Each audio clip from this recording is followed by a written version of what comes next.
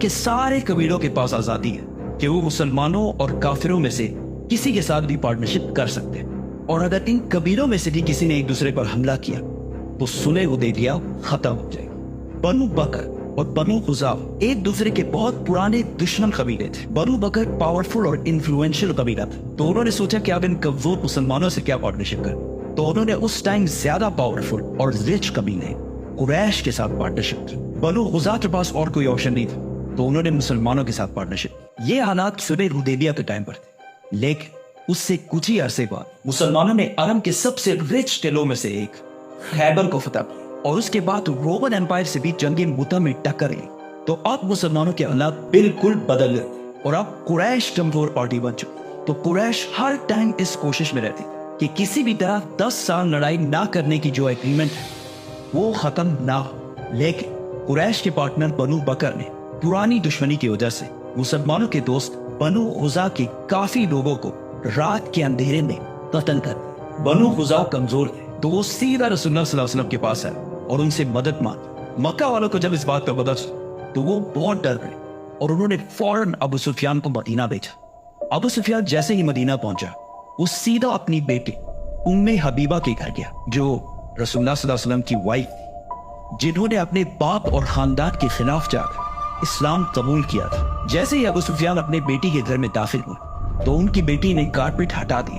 تو ابو سفیان نے پوچھا کہ I don't understand، یہ کارپیٹ میرے لائق نہیں ہے یا میں اس کارپیٹ کے لائق نہیں؟ تو اس کی بیٹی نے کہا اس کارپیٹ پر رسول اللہ صلی اللہ علیہ وسلم بیٹھتے ہیں اور آپ ایک ناپاک مشرک ہیں۔ ابو سفیان کو اس بات پر بہت غصہ آیا اور وہ سیدھا رسول اللہ صلی اللہ علیہ وسلم کے پاس گیا اور وہ ان سے بھیک مانگی کہ ہم نے صلح حدیبیہ ختم نہیں کی، لیکن رسول اللہ صلی اللہ علیہ وسلم نے اس کی بات نہیں مانی۔ پھر وہ ابو بکر رضی اللہ تعالیٰ عنہ کے پاس گیا اور ان سے بھیک مانگی، پھر عمر رضی اللہ تعالیٰ عنہ، پھر علی رضی اللہ تعالیٰ عنہ، سب کے پاس جا کر انہوں نے بھیک مانگی، لیکن کسی نے بھی ان کی بات نہیں مانی۔ ابو سفیان نے اس کے بعد سیدھا مکہ پہ اور سب کو بتایا کہ اب ہمیں بچانے والا کوئی نہیں، صلح حدیبیہ ختم ہو چکی۔ لیکن مکہ والوں نے مسلمانوں کی طرف سے اتنی جلدی حملہ ایکسپیکٹ نہیں کیا۔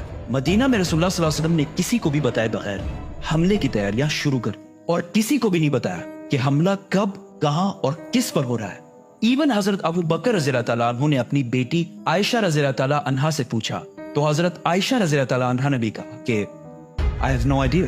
رسول اللہ صلی اللہ علیہ وسلم نے عرب کے لوگوں کو اور کنفیوز کرنے کے لیے ایک چھوٹی فوج مدینہ سے مکہ کی بجائے رومن امپائر کی طرف روانہ کی، تاکہ لوگوں کو لگے کہ مسلمان رومن امپائر پر حملہ کر رہے ہیں، مکہ وہ کوئی کچھ نہیں کہہ رہا۔ لیکن رسول اللہ صلی اللہ علیہ وسلم کے ایک بہت ہی ٹرسٹڈ صحابی حاتب نے مکہ والوں کو ایک لیٹر لکھا کہ مدینہ میں حملے کی بہت زور و شور سے تیاری ہو رہی اور ہو سکتا ہے مسلمان مکہ پر حملہ کریں، اور یہ خط اس نے ایک عورت کو دیا کہ وہ مکہ تک پہنچائے، لیکن رسول اللہ صلی اللہ علیہ وسلم کو اللہ کی طرف سے پہلے ہی بتا دیا گیا۔ تو انہوں نے علی رضی اللہ تعالیٰ عنہ کو اس عورت کو روکنے کے لیے بھیجا۔ حضرت علی رضی اللہ تعالیٰ عنہ نے اس عورت کو روک لیا اور اسے کہا لیٹر۔ اس عورت نے کہا لیٹر؟ میرے پاس کوئی لیٹر نہیں ہے۔ تو حضرت علی رضی اللہ تعالیٰ عنہ نے کہا کہ یہ رسول اللہ صلی اللہ علیہ وسلم نے کہا ہے، تو اب یہ ہو نہیں سکتا کہ تمہارے پاس لیٹر نہ ہو۔ لیٹر۔ حضرت عمر رضی اللہ تعالیٰ عنہ نے کہا کہ میں اس کا سر کاٹ کے ادھر پھینک دیتا، لیکن اس صحابی نے کہا کہ میں نے صرف اپنے بچوں کو بچانے کے لیے ایسا کیا جو مکہ میں رہتے ہیں۔ تو رسول اللہ صلی اللہ علیہ وسلم نے اس صحابی کو معاف کر دیا۔ 5 ہجری میں مکہ سے 10,000 لوگ مدینہ فتح کرنے کے لیے آئے تھے، اور اب صرف 3 سال بعد مدینہ سے 10,000 لوگ مکہ فتح کرنے کے لیے روانہ۔ رسول اللہ صلی اللہ علیہ وسلم کا انٹیلیجنس کا نظام اتنا زبردست تھا کہ مسلمان بالکل مکہ کے پاس پہنچ گئے اور مکہ والوں کو پتہ بھی نہیں چلا۔ تو رسول اللہ صلی اللہ علیہ وسلم نے مکہ والوں کے دلوں میں خوف ڈالنے کے لیے مسلمانوں سے کہا کہ مکہ کے چاروں طرف کھانا پکانے کے لیے آگ لگا۔ تو جیسے ہی رات ہوئی، مکہ والوں نے دیکھا کہ مکہ کے چاروں طرف آگ لگی ہوئی ہے، جس سے ان کے سارے حوصلے ٹوٹ گئے، اور آخر مکہ کے سردار ابو سفیان نے بھی ہار مان، اور وہ اسی رات رسول اللہ صلی اللہ علیہ وسلم کے پاس گئے۔ تو رسول اللہ صلی اللہ علیہ وسلم نے ابو سفیان سے کہا کہ کیا اب بھی وقت نہیں آیا کہ تم جان لو کہ میں اللہ کا رسول؟ تو ابو سفیان نے کہا کہ میرے دل میں ابھی بھی شک ہے، لیکن انہوں نے اسلام قبول کر لیا۔ تو رسول اللہ صلی اللہ علیہ وسلم نے آرڈر دیے کہ کل ابو سفیان کو ایک اونچی جگہ پر کھڑا کیا جائے تاکہ وہ مسلمانوں کو فل پاور کے ساتھ مکہ فتح کرتے ہوئے دیکھ سکے۔ इस सब से 8 साल पहले रसूलुल्लाह सल्लल्लाहु अलैहि वसल्लम जिस मक्का को सिर्फ एक और मुसलमान के साथ छोड़ कर गए, अब 10,000 मुसलमानों के साथ उसी मक्का में वापस दाखिल हो रहे थे। खालिद बिन वलीद रज़ी अल्लाह तआला अन्हु साउथ और जुबैर बिन अवाम रज़ी अल्लाह तआला अन्हु लेफ्ट साइड से मक्का में दाखिल हुए और रसूलुल्लाह सल्लल्लाहु अलैहि वसल्लम ने इनको क्लियर ऑर्डर्स दे दिए कि किसी को भी बेवजह कत्ल नहीं करना। अबू सुफियान ने उस ऊंची जगह से मुसलमानों की फौज की ताकत देखने के बाद कहा कि अब हमारे भाई के बेटे को दुनिया में कोई भी नहीं रोक सकता। कुछ लोगों ने फिर भी लड़ाई करने की कोशिश, लेकिन खालिद बिन वलीद रज़ी अल्लाह तआला अन्हु ने उन्हें रसूलुल्लाह सल्लल्लाहु अलैहि वसल्लम अल्लाह का बहुत शुक्र अदा करते हुए मक्का में दाखिल हुए और जब वो काबा के पास पहुंचे तो काबा का दरवाजा बंद, तो उन्होंने अली रज़ी अल्लाह तआला अन्हु को उस्मान बिन तलहा के पास भेजा, क्योंकि काबा की चाबी बहुत सदियों से उस्मान बिन तलहा के खानदान के पास थी। हजरत अली रज़ी अल्लाह तआला अन्हु ने उनसे जब चाबी का पूछा तो उन्होंने इनकार कर दिया, तो हजरत अली ने उनसे जबरदस्ती चाबी छीन ली।